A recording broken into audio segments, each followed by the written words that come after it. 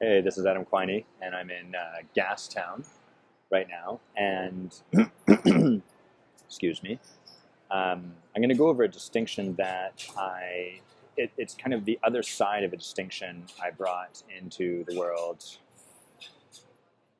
That's such a weird way to say it. Anyhow, a distinction I created. I can't remember if I co-created with someone, but it's really the distinction between sort of how leadership and clothing kind of interact. And really, that distinction is about our presentation. This is something taught to me by the great Christopher McAuliffe. And so, our presentation is what we put out into the world, what people visually see, what they hear, what they're present to when we show up. So, last episode in this subject, I was really talking about a situation where people they're dressing too softly or too nice. They're not willing to use as much of their presence as they really have. So they're kind of the experience you get with them is one of them being muted or kind of attenuated.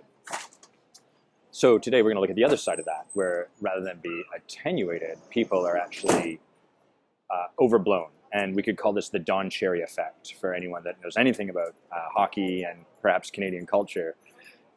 Don Cherry has been a legend for at least over 3 decades at least, and he's become quite famous for a number of things, but his brashness, and you can see it in the way he dresses. He's very loud suits and a very specific style. He wears these high collars with a collar pin, and he looks like it's almost the only thing supporting his head these days, but there's something about his style that when you're presented it, when you show up, the predominant experience you get is one of being blown away. So for some people that feels like a fuck you, and for other people it feels like they're disgusted and want to walk away, and some people can't not, they're like moths to a flame. But that blowback all the same has, that's the experience we're left with. And so this is the other side of leadership, where people are not able to turn off this sort of ability to hear what people think, this brashness, this power that they have. It's like they're not willing. We'd say not willing. They're really not able. They don't have the capacity to shut down this part of themselves, to attenuate it. It's always on for them, as opposed to the other side where it's always off. So these people, in a world where you can never turn off this part of yourself, and one of the consequences is that sometimes you offend people and they tell you something that hurts you. The other response is to go to the extreme. Okay, then I'm just going to push out so much stuff that there's no way their criticism, their hurtful words can get in. And it doesn't matter if their intention is to be hurtful. What matters is how it's going to land over here. And since you've created this lifetime of pushing out and not letting anything in, the stuff that does get in cuts really deep. And so this is, in some ways, it's a great skill because they can just put themselves out there and be very bold without, that's something they have a capacity to do and will always serve them. But their real job is to learn how to bring it down, how to actually attenuate below always on.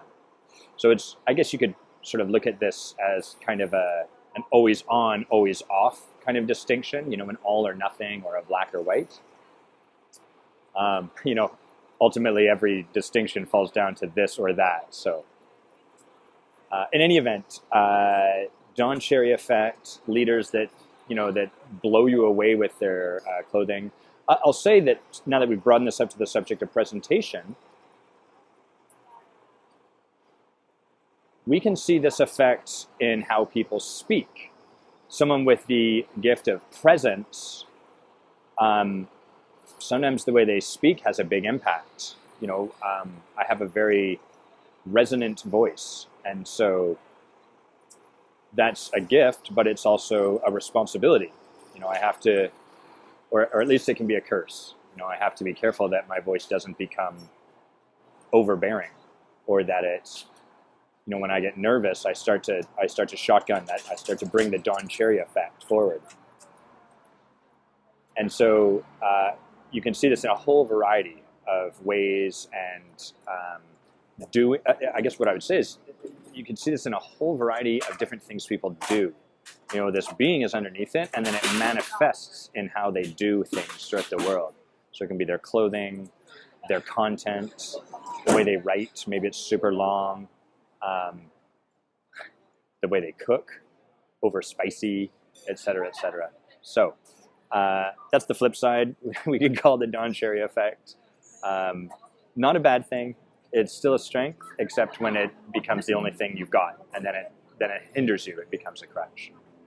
Much love, everyone, and shout outs to my peeps in Vancouver too. It's nice to be back here for a bit.